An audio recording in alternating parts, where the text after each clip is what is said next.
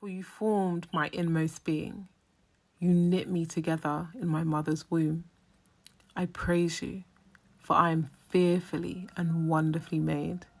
Marvellous are your works, and I know this very well.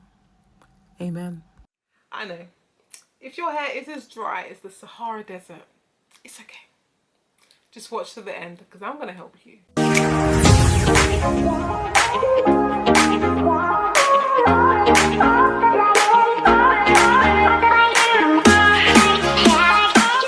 And welcome back to my channel. My name is Janet Davies and I'm your hair growth guide. Thank you for sticking with me. In this video we're going to be talking about how to moisturize especially type 4 hair effectively so that it actually maintains moisture for days on days on days on days on end. This is actually 4-week-old blow dried hair, and I kid you not guys, I could probably go on for another 4 weeks, but I need to wash my hair. So when it comes to dry hair, I'm your girl. This is a little bit of a rehab. This is like dry hair rehab. So dry hair, especially dry afro hair, breaks. It's as simple as that. There's no other way around it. If anyone ever tells you anything differently, it is a lie. If your hair is dry, it will most certainly break off. This is why when it comes to moisturizing, especially type 4 hair, this video is going to be helping you a lot. So this beautiful, kinky, curly, gravity-defying afro hair is prone to dryness. There's no special way of sugarcoating it. Our hair, because of its kinky, coily, curly texture, is really, really, really bad actually at maintaining moisture. And this is because the natural sebum that our scalp produces that would typically get to the ends of our hair and make sure it's moisturized literally can't do it, because it has a kind of rocky road to travel, let's just say that. Because of our kinky, coily hair, it spirals, it coils, it curls. That sebum can't really get to the ends, meaning that the natural state of afro hair is very dry. And as I said before, dry hair breaks off.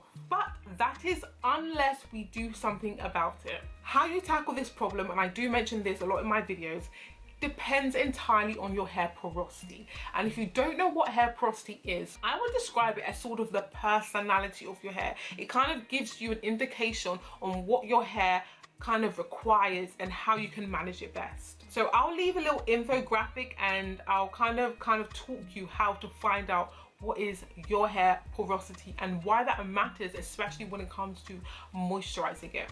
So if you want to find out your hair porosity, all you really need to do is grab a few strands of hair, preferably at different locations on your head, and pop that into a glass of room temperature water. You can want to leave it there for about 2 to 3 minutes, and depending on whether your hair floats, stays in the middle, or sinks all the way down, that will determine whether your hair is either low porosity, medium porosity, or high porosity. If your hair floats at the very top and it doesn't even move, you have some low porosity hair, guys. Well done. You're welcome to the club, because I'm low porosity too. If your hair kind of stays in the middle, then that's actually pretty good. It's good to kind of be in the middle, because that's kind of like ideally where we want to be. But if your hair sinks all the way to the bottom, then you have high porosity hair. It's also possible to have different porosities at different locations of your hair. I know it's crazy, but it's fine. So if you do have low porosity hair is characterized by having cuticles that are really resistant to opening and allowing moisture to be penetrating that hair strand. As you can imagine, the description of low porosity, it literally means that the cuticles on your hair are really low. And the opposite of that is to have high porosity hair. A little infographic just so you guys can have a visual representation of what I'm referring to when I say low porosity or high porosity. When it comes to porosity, it's so important for you to understand what your hair is, because then you can kind of create a custom routine that works for you. So as I said before, low porosity hair has cuticles that are really resistant to accepting moisture. So that means we need to look for ways that actually enable your hair to accept moisture better. High porosity hair has cuticles that are really high. and that ultimately means that it's more likely to break off and be damaged. So your hair can actually absorb moisture relatively easy, but because of its broken cuticles all over the hair shaft, it's also really bad at maintaining that moisture. So it can accept moisture really easily and it can lose it just as fast. So we have this double conundrum with high porosity hair. It's really bad at maintaining moisture and it's really easily broken because of the cuticles that are so highly raised. So depending on where you are on the spectrum, you may be low porosity. So low porosity, as I said, is a hair type that is really resistant to taking moisture.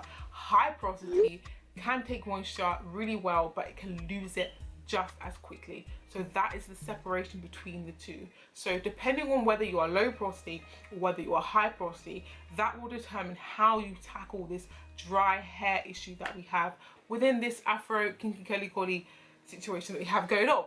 Okay, that is a lot of information, but the main point is find out what your porosity is, because that really does help when it comes to creating a moisturization routine, if you call it, that works just for you. So as I said before, low porosity hair, guys, is really resistant to accepting moisture. Those cuticles are so low, so moisture is literally like, you're not coming through. And when I refer to cuticles, I guess what you can kind of liken them to is the pores on your skin. And I say this because with low porosity hair, the way in which you can raise those cuticles to allow water or moisture to enter is through things like steam. So what you want to do if you have low porosity hair is use a steam cap when you're deep conditioning, for example.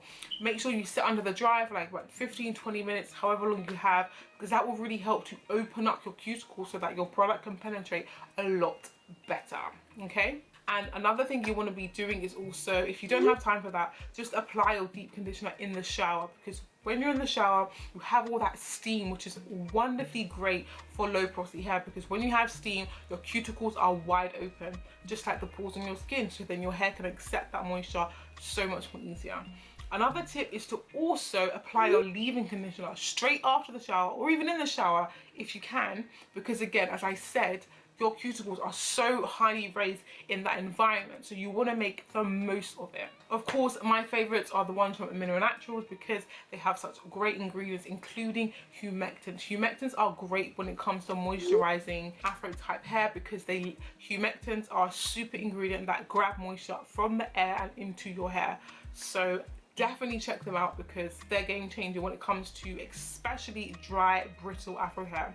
So just to recap, with low porosity hair, what you want to be making sure you're doing is deep conditioning in a steamy environment, whether that's in the shower or using a steam cap, and also applying your leave-in conditioner straight immediately after the shower or in the shower itself. And you always want to be making sure you're sealing your leave-in conditioner with an oil, because using a conditioner is just not enough, guys. You want to make sure in your moisturizing routine that you're making sure that you're sealing all that goodness with an oil. And of course, I love the hair strengthening oil as well from Mineral Naturals. So that is low porosity. Cool. So with high porosity hair, as I said before, it's really great at accepting moisture, but because of its kind of highly raised cuticle state, it really is really bad at maintaining that moisture. Therefore, what you want to make sure that if you are high porosity, that you are not skipping out on your protein treatments, because protein treatments are going to be a lifesaver when it comes to your hair strands. Because when you're able to do protein treatments, you can basically strengthen your hair strand better so that it can maintain that moisture even better. So if you're a high porosity, I would definitely recommend for you to include some form of protein treatment at least every 6 to 8 weeks, just to make sure that your hair is continuously strengthened and that you're not losing moisture unnecessarily and then seeing that breakage that you see every single month when you're kind of detangling your hair. So if you're high porosity, it's also important not to, of course, negate moisturizing your hair, because both low porosity and high porosity hair do need deep conditioners, leave-in conditioners, and sealing with an oil. But as an added step, you need to ensure that you're not missing out on your protein treatments. And the most simple protein treatment that you can do if you're high porosity is actually overnight fermented rice water. This has been used for many years by the Yao women, because rice water has a large amount of protein in it that does help to strengthen your hair. So this is a treatment that you can do. It's literally free. A majority of people have rice at home. I would definitely recommend that you do this at least every 6 to 8 weeks to ensure that your hair is being strengthened, and then you can maintain moisture so much better. So now that we've got kind of the porosity out the way and the methods you can do to make sure that the routine you use makes sense for your porosity, I want to go into a few more bonus tips that can actually help make that moisturizing even better. So the way in which I like to moisturize my hair is a 3-step process. I like to deep condition, use a leave-in conditioner, and use an oil. And this is regardless of what porosity you are. Using this 3-step process ensures that your hair stays moisturized for days and days on end. If you're the kind of person where you kind of moisturize your hair on day 1 and then day 2 your hair is literally just like as dry as the Sahara Desert, you want to make sure you're not skipping out on this 3-step process, because it will literally help you maintain moisture. I'm talking for weeks. I'm the kind of person, and because of the great products that I use, I don't really need to be in my hair every day because it literally maintains moisture because of this process. I always make sure to deep condition, whether that be with a steam cap or at least for 20 minutes. I always follow that up with a leave-in conditioner, and I always seal it with an oil. An oil is really great because it just acts as an emollient, so that makes sure that any moisture that's in your hair, it doesn't escape very easily. And in my products, I of course use that ingredient that I mentioned before, a humectant. A humectant is great because it grabs water or moisture from the air and into your hair. And of course, Amino Naturals is packed with humectants. Humectants can be things like glycerin and honey. They are amazing when it comes to dry afro hair. Another tip is to always work in sections when it comes to your hair, because when it comes to afro hair, especially if you have thicker afro hair, you can very easily miss out spots on your hair. So whenever you're managing your hair, whenever you're applying product, do so in at least sections of 4, whether that be deep conditioning, leave-in conditioner, and make sure you're applying that from root to tip. Do not be afraid of being heavy-handed, because when I like to apply product to my hair, I'm ultimately applying enough product to last me perhaps 2 or 3 weeks. So for example, if I'm going to do a braid out and I'm not going to wash my hair for another 2 weeks, when I wash my hair, do my deep conditioning treatment, I'm going to be applying literally enough leave-in conditioner for 2 weeks. You kind of want to be heavy handed, because then that allows you to maintain moisture. Do not be afraid to be heavy handed, guys, because it definitely does work when it comes to maintaining moisture. Another tip is to effectively cleanse your hair, guys.